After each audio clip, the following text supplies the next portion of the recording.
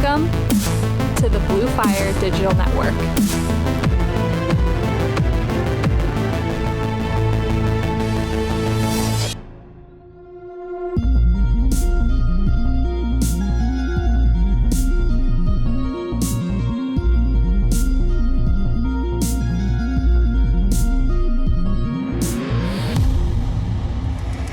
Welcome to the War is Everything podcast, where we share scripture, discuss the Christian metal scene and music, and help promote lesser-known bands. I'm Zachariah. And I'm Hunter. And we are your hosts. Today's scripture is John 15, 18 through 27. And it says, "If the world hates you, know that it hated me before it hated you. If you were of the world would love you as its own. But because you are not of the world, but I chose you out of the world, therefore the world hates you. Remember the word that I said to you, a servant is not greater than his master. If they persecuted me, they will also persecute you. If they kept my word, they will also keep yours. But all these things they will do to you on account of my name, because they do not know him who sent me. If I had not come and spoken to them, they would not have been guilty of sin. But now they have no excuse for their sin. Whoever hates me hates my Father also. If I had not done among them the works that no one else did, they would not be guilty of sin. But now they have seen and hated both me and my Father. But the word that is written in their law must be fulfilled. They hated me without a cause. But when the Helper comes, whom I will send to you from the Father, the Spirit of truth, who proceeds from the Father, he will bear witness about me. And you also will bear witness, because you have been with me from the beginning." All right, well, welcome to another episode of the War is Everything podcast. Today we're looking at one of our songs again. One that I think is definitely one of my favorites to play. It's a great song, and I'll let Zachariah kind of intro it, since he wrote it. Before we get into today, we don't have a guest from another band on the podcast today. We actually have our drummer Rock with us today. Say hey, Rock. What's up, everybody? So if he has any comments, he'll add those in as we go. But as usual, I'm going to get right into talking about the lyrics of this song. So the first verse just says, "I was made to suffer. I brought this on myself." I think that what I was going for when writing this first verse is that, a lot of the time I've been in a point where, I deal with some things that come with being a Christian, whether it's, people at work making fun of me, or even a lot of the times, struggling with my own sin. And there have been points where I'm annoyed that I am a Christian and I can't just do whatever I want without, feeling the guilt of sin, and the conviction of it. So, it's almost a negative way of looking at it that, I brought these things on myself. Choices made in silence to save the soul within. When you first get saved, a lot of the time it's, just between you and God. And then it goes into, I don't remember what psalm it is, but it's actually talking about Jesus when it's talking about this, but I think it kind of fits us as well. It's, "I am just a worm, not even a man, despised by all who see me, mocked by the world, put to shame. I cry out, who will save me?" Because that's who we are to a lot of people in the world. We're garbage. To a lot of people, they think of Christians and they think they're just the most hateful, judgmental people in the world, and the world would be better off without them. In the chorus, it just talks about being made to suffer and accepting the torture that comes from people for our choice to be Christians and to follow Christ. Second verse, it starts to get to more of an uplifting, positive note. It says, "I was made to suffer to be of something more. I reject belonging to belong to the Lord." When we choose to belong to the Lord and be his followers, that comes with rejecting the world and everything that it has to offer. So in choosing to belong to Christ, we choose not to belong to the world. Goes back into chorus. And again, there, right before the breakdown, it's talking about, again, being made to suffer and being the scourge of man. Again, the world hates us, and it's always going to hate us, and it's going to hate us even more and more as the end gets closer. Then in the very last chorus, it comes to almost like a resolution to the song, because it plays the chorus twice, but the second time it changes. I was made to suffer, but count it all as gain. It's the price I choose to bear. I'll gladly suffer for your name. It's who I'm made to be.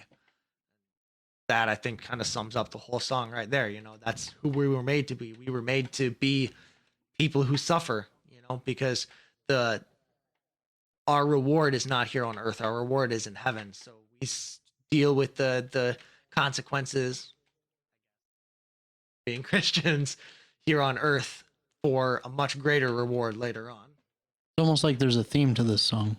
Almost. You know, like every time I look through our discography, if you will, and I see this song, I'm like, Christian band made to suffer. Every time I look at it, it looks like it shouldn't be a song by a Christian band.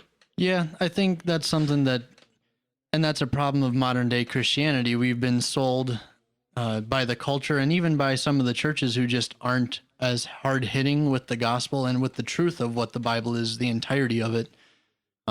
That we end up seeing a lot of people that are like, oh, God will just bless me for following him, and show me the scripture.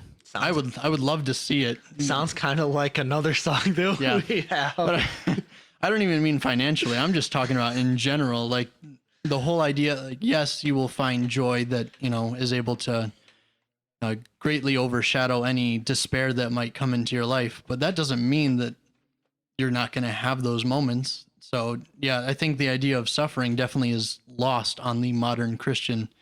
So seeing this song, as much as it's odd for someone who doesn't recognize that in Christianity, and hearing the lyrics and really diving into it, I mean, for me, knowing and having read all those sections and personally dealing with the suffering of, you know, many different situations, this song to me is like, yeah, we need songs like this.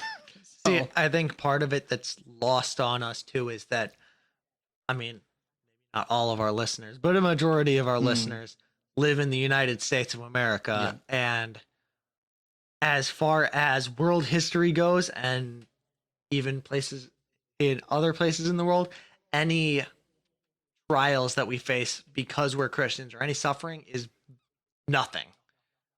You know, other people are put to death for being Christians. The worst I get on a normal day is the dude at work teasing me for being a Christian and making fun of me. That's nothing. That's the barista made my coffee wrong, or it was cold when I got it. Wow, Christians are so persecuted here in the United States. Yeah. It's so lame. I mean, I'm not trying to tease those people, but it does seem so, I don't know, the contrast is there, but we don't see it because as Christians in this nation, yeah, we have our issues, whatever. Christianity is not widely accepted, or at least not biblical Christianity as it should be. But Christianity as a whole looks nothing like it does in China, in Russia, in even North Korea, where the oppression is beyond. Like if you're found with the Bible, I'm pretty sure that the sentence is death. I'm 99% sure on that. But yeah. But Phil at work calls me Jesus boy. Oh no! So I'm no! Persecuted. No. Yeah, that's our suffering here in the United States is, at least at the moment, is nothing compared to what it could be and what it most likely will be before the returning of Christ. So, yeah, with these lyrics, honestly, for most songs where it's kind of a journey, or, I mean, other than the ending where it kind of resolves to the count it all as gain part, this song is pretty much just straightforward. Lots of suffering, and I don't. Yeah, I mean it's comical, but at the same time, like this song is just straightforward. Like this is what it's supposed to look like. I'm supposed to be put outside of what the world sees as good or beneficial, because what they call good is bad, and what they call bad, what they call bad is good in our side. So it's definitely in the world, but not of the world kind of thing. Like we have to be here. The suffering has to happen. The ministry has to happen, but we can't let the suffering overtake what we're doing. A lot of the times I think about if the world or the people around you don't get annoyed with you or don't dislike you for things, then you're not doing it right. If you're not being made fun of or people getting angry with you or disliking you because you took a stand for what's right, then you're probably being wishy-washy. Yep. And that's not good. Well, like we said a few weeks ago with the interview with We Are Victory and the guys that we had on there, in our conversation, we talked about the middle of the road Christian and being lukewarm. There's no such thing as a lukewarm Christian. That's just called a lukewarm person. That's it. Like if you're not going all out for the gospel, I have a hard time believing that you are truly sold out. And part of that is just maturity and faith, for sure. Some people just don't know how to be as bold, and that's just what it is. But if you claim Christianity just for the namesake or just for the benefits, then I have bad news for you. So chances are you're probably not getting made fun of for your Christian beliefs because if the people at your job or the people that you're around the most have no idea that you're a Christian, I have bad news for you. That probably means that you're not, whether you attend church or not. So that's a hard truth. And I'm not trying to call anybody out and tell them that they're a bad person. We're all bad people. We all fail. We all have sin. But what I'm saying is that if you truly take Jesus seriously at what he said and what the Bible teaches us, you would take it a lot more seriously than just, saying you believe and then around the people that you're, most in contact with, not sharing anything, because you should be caring about their soul for sure. Careful, man. You're going to start, getting people mad at you, persecuting you for the things that you have to say here. Oh, man. It's almost like I planned it. Don't worry, guys. I give him plenty of persecution myself. It's true. I'm persecuted within the band. Well, I was talking to Zachariah on the way over here and was telling him about Facebook and every time I post something, I'm like, how many friends are going to unfriend me because of this? Because if you speak what you believe, it's like we're the bad people because we're judgmental. Or you're ramming it down their throat. Yeah. So, yeah, social media is its own beast and issue. But, as far as the platforms we have, we definitely should be using it for the glory of God. There's no reason not to. There's a lot of people who say, well, they're a Christian, just a Christian that's a musician. I'm like, there's what? What? So they are or they aren't a Christian? What's the thing?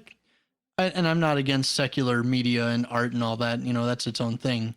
But if you are a Christian and that's your only art or media, then I'd be curious to see what you actually do for your worship. Yeah. Everything is worship, as it should be. So. I think that there are a lot of people, Christians in secular arts, and I'm just going to use this as an example, and this has judgment on this person because I don't know this person personally, but the person that came to mind is Jake from August Burns Red. Mm. He's the lead vocalist and he's a Christian. There are other people in the band who are not Christians. Yep. And so, I think about him for an example. I've never been an August Burns Red fan. I don't know what he does. I don't know what he has to say. But, when you think about it, is he a professing Christian, but he's not doing, is he using his platform? I don't have an issue with, say, him being in a secular band. I lost where I was going with this. But in the end, he, for just using him as an example again, has a platform where he can use his influence to share the gospel with people. I don't know whether or not he is, but as a Christian, if you have that platform, you need to be using it to reach people with the gospel, because whether or not the platform you have is a Christian platform or a secular platform, as Christians, that is our single job, is to reach the lost. So if you have that platform and you're not using it to reach the lost, then that's a really big problem. And especially it's an even bigger problem if the reason you're not doing it is just because you don't want to endure the hardships that come with it. Yeah. I think there should be a disclaimer here that for anybody thinking that we are standing on, some mountain saying, all you peasants down there need to do better, that is absolutely not it. Just to clarify, this is a self-reflection thing too as a Christian band, and we absolutely identify as a Christian band. No ifs, ands, or buts. There is 100%, 110%. This is a Christian band focused on sharing the gospel. So we know that we are calling ourselves out in this as well. And I can 100% say that I am not the most bold person out there. It's easy for me to sit here and record a podcast and talk about my faith and all those things, but when you put me face to face with a coworker or with a friend who's not a believer, I'm not always as bold as I should be in reaching them with the gospel. So I'm not perfect. We're not perfect, I'm sure. Mm-hmm. And we're not trying to come across as that way. We're just trying to share what we know to be true. So we don't really talk a whole lot usually about the musical side, but since we have Rock here, I think it would at least be worth discussing it. Even though I didn't write the guitar part for this, I've been told that it was written based off of some Slipknot vibes, right? I think so, yeah. I think this was the song. And so our previous guitar player who actually wrote this guitar part, it's a great guitar part, honestly. It's super fun to play. I feel bad for Rock though, because for being our second slowest song, beats per minute wise, It's the fastest. yeah, it's it's definitely the fastest. So, Rock, did you have anything on your end, what the drums are like, or just what you got going on? I know when Zachariah showed it to me for the first time, I was kind of regretting wanting to be in the band because it was pretty fast, and I wasn't able to do that right away. But as I've practiced, it's become easier, obviously. But I'm really glad, and I really like the wide range of music that we do, and it's cool not to be stagnant. Yeah. No, I think this one, as far as metalcore goes, I think this is one of our most solid songs, other than The War Is Everything. But I think this one airs on the side of heavy, which is great because it has a really dissonant and chromatic breakdown, which lends itself well to the style of what we're trying to do for this song.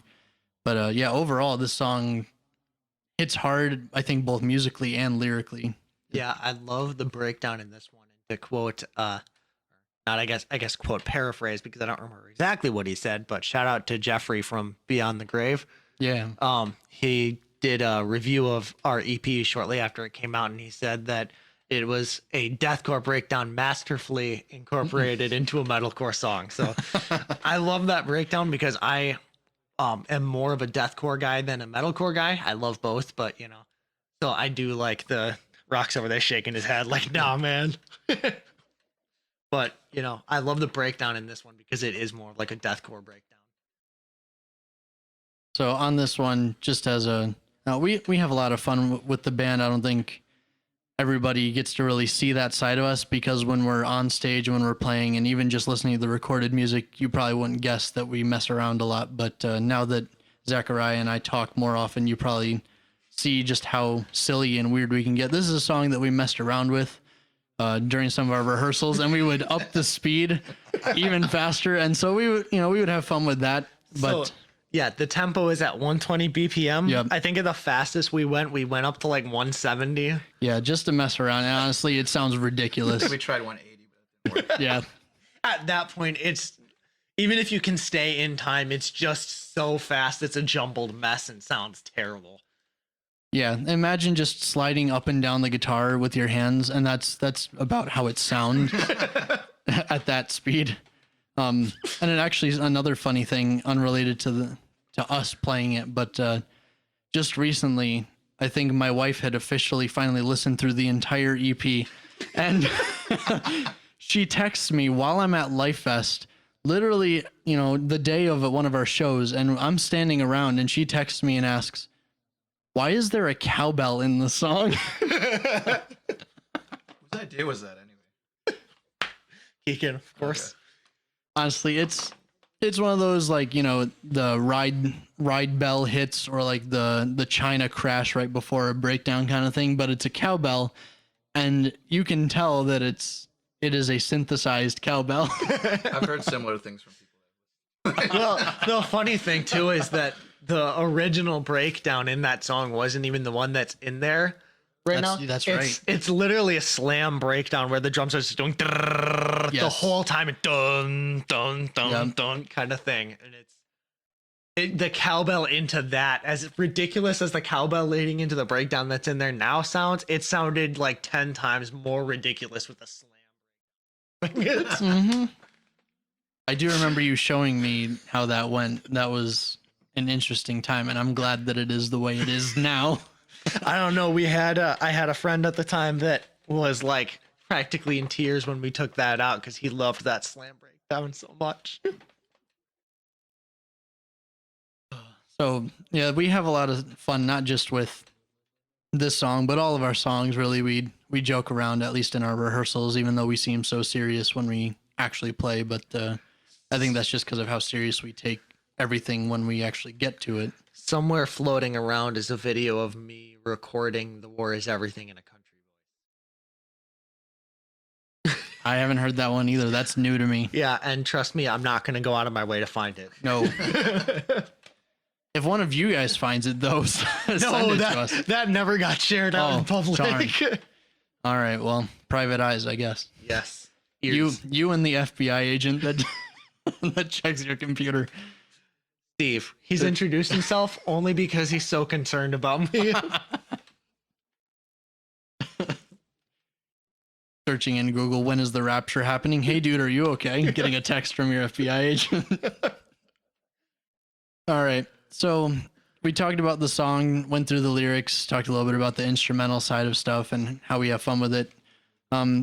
This song, on a more serious topic, definitely touches base on something, and actually the scripture that we read before in John 15, just about the idea of Jesus was hated, and so we should expect to be hated as well. And so the idea of incurring the hatred of the world to avoid the wrath of God is something that the modern Christian needs to start wrestling with if they haven't already, or at the very least start to share if they've already come across this type of idea. And so I don't know, Zachariah, I know you wrote this song, so going through that type of mentality, the whole Jesus was hated first, and so I should expect it to hate me if I'm following Jesus well. Not that I'm saying that we achieve salvation through works by any means, but rather that it's a pretty accurate representation. You can usually tell, kind of like a video game, you're going in the right direction because that's where all the bad guys are. All the enemies are always the way that the quest continues. So in a similar fashion, we should expect to see the trials and the temptations and everything else that comes, the struggles, when we're going the way of Jesus, right? Yeah. And something interesting that I was actually thinking about at work earlier is that as the band has grown in success, I can feel like more weight on me and more struggles with my own like mental health as we go, and more just difficulty, not with people, but my own self. And I was thinking about it today. I'm like, that's probably a sign that we're on the right path and the enemy's trying to derail me from what I'm supposed to be doing, because a lot of the time, I'll be thinking about music or what the next step I want to do or is, do this or that. And that's when I'll start to like get down and not have the energy anymore to do what, I was planning on doing. And it's like, that's probably not my own body doing that, really. That's probably the enemy trying to stop me from the plans that I have because I'm headed in the right direction. Well, and we've definitely, as a band, faced plenty of issues. And Zachariah actually brought it up, like I had mentioned a couple weeks ago in our We Are Victory interview. All of us in the band have faced plenty of issues, including the loss of one of our guitarists, having to remove him from the band just because of issues between all of us internally. But Rock having a surgery recently, which that's gone really well, and praise God for that. but even starting early on in the band, I remember coming on our first show, the EP release party, and it was a huge concern because Rock was already having huge irritation, a lot of nerve issues with playing, and I'll let Rock say something about that. Pretty sure. I mean, he didn't get to practice with you guys for like a whole month beforehand because my doctor's like, hey, you better not play on this or you're gonna really, really mess yourself up. And like, then right during Life Fest, even when we played at Life Fest, like one of the songs I could barely hold on because it was so bad, but it just seemed like it kept flaring up before shows really badly, and I don't think that was a coincidence. Yeah, he was definitely a champ fighting through at Life Fest. I remember like we always have our little set list in front of us and planned breaks for when, we're going to stop and talk. And so, it'll say on there to just, go straight from one song into the next, and Rock wouldn't start the next track. And I'd turn around and he's just like cradling his arm. Like, you got to give me a second, man, before we go into this next one. So it was impressive, honestly, to just see him fight through that anyway. Yeah, and so having Rock, actually, so that was July 31st, 2020 was the EP release party. And then we didn't play Life Fest until, was it 9th and 10th? Yeah, so the 9th, that Friday night when we played, Rock was really hurting, like really bad. And then we still had to play the next night opening for Gold, Frankincense, and Myrrh. So that was, going from Friday night into Saturday. Well, Friday night after the show all the way through Saturday. I don't think there was a single moment that we weren't praying. There was tons of icy hot and ice and everything you can think of. Yeah. But that was as far as how that went. Like, despite hurting so bad Friday night, Saturday was better for you. So whatever was going on. I knew it was God totally, because all the other times that happened, I was just in pain for a long time, but God kept giving me the strength to get through it. So Rock went basically 12 months without getting surgery, but finally got in through all the doctor's appointments and all that, got the surgery, and what are we, 4 weeks now post-op? Yeah, 3.5, 4 weeks post-op, and he's already playing again, so don't tell his doctor that, though. Okay, good.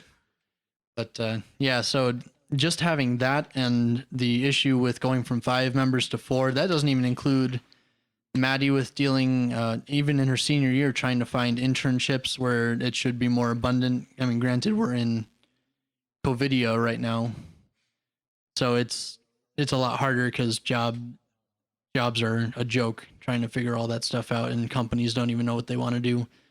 But then Zachariah and I mean, 3 of the 4 of us are married. Maddie's not, but in our own marriages, trying to not let the enemy get the best of us in that. And that's one of the things. And Bobby asked us that question in that interview, and I'm glad that he did, because it reminded me just how much we've struggled in our relationships just from random things out of nowhere. Like, everything's going fine for all 3 of us, and then out of nowhere, it seems like the devil decided to set all of our wives off at the same time. It was nuts. Like, none of us had a good time for like a solid 3 weeks, if not longer. Karina, if you're listening, I love you.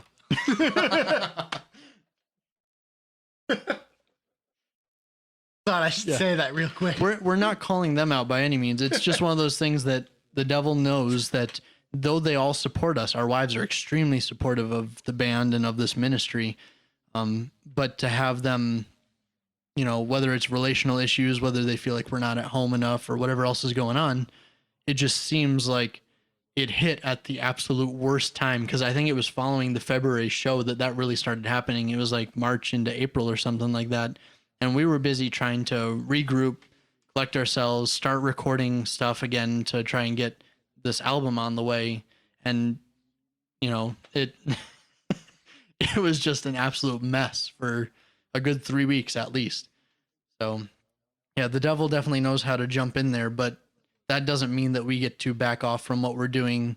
We see that and we run towards it, as much as that sounds counterintuitive. It's the it's the first responder, the police officer, the military serviceman or woman. That's the mindset, just to run into the battle. And we see it, and we have to do it because that's what we're here for. Like, it's something that's never bothered me until really recently, the last like week or two, is that, obviously we're a small band. We just hit like 200 listeners on Spotify in a 28-day period for the first time ever this week. And so, I mean, that's a big landmark to us because, like, wow, 200 listeners. And the rule of thumb is kind of, if you have 200 listeners on Spotify, double that, and that's your total listeners for all platforms. So, like, 400 people, that's a good amount of people. But in the grand scheme of things, you think of other bands, like, I was just looking at Fit for a King on their Spotify the other day, and it was like over 1 million, or no, it was like 934,000 or something. So you compare it to that, and it's like we're a tiny little ant. But up until like this last week, it hasn't bothered me. And yet, for some reason, I keep having this thought come into my head, like, why are we even doing this? We only have so many people listening. We're not even reaching enough people. How can you even make a difference if if people aren't even listening, And I keep having to tell myself, why are you thinking this? Like, that's not even the point. The point isn't to become famous or popular. The point is to reach people with the gospel. And there are 400 people listening right now that, have a chance to be reached with the gospel. And it's something that has never bothered me up until this week. And it's like, I don't think that's me putting those thoughts in my own head. Otherwise, it's something that would have bothered me all this time. Sure. I definitely think a lot of it comes from the culture that is modern music as well. Just the pressure to put out better music all the time, to, one up everything that you've ever done, kind of thing.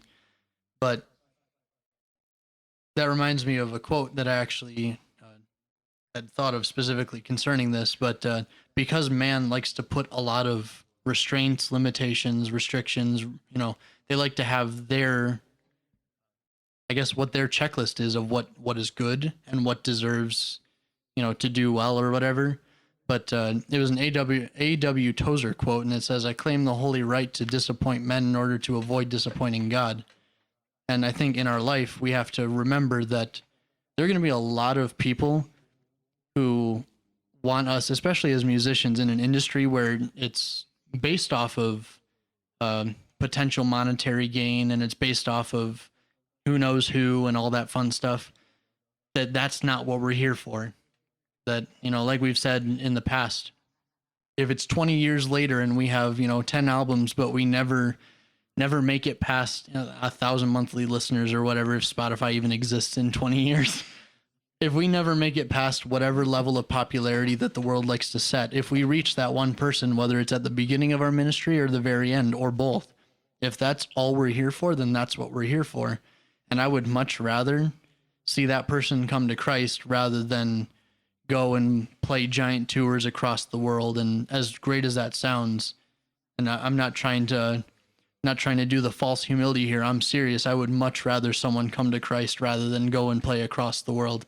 I'm doing just fine sitting right here, but I would be much happier to see somebody else know the love and joy of Christ. It's something that we strive for, I know, and a lot of other bands do too, and we hope that the more that people hear us talk about it and the more that it's spread across, that it's I guess more commonly accepted, because it's so easy to just get wrapped up in the idea that I could do better as a band or as, whatever. I could always do better if I followed this 10-step guide to make my life so much better, or the 3 easy rules to have a great marriage, or, whatever it is. Like, are we really looking for that? Or are we looking for, the sound and the signs of battle? And are we facing our struggles and our temptations head on, not allowing them to destroy us, knowing that the one that we fight for and with is not one who will ever be overcome? Did you guys have any final thoughts on that? No. Rock, you got anything? Yeah, I'm good. All right, perfect.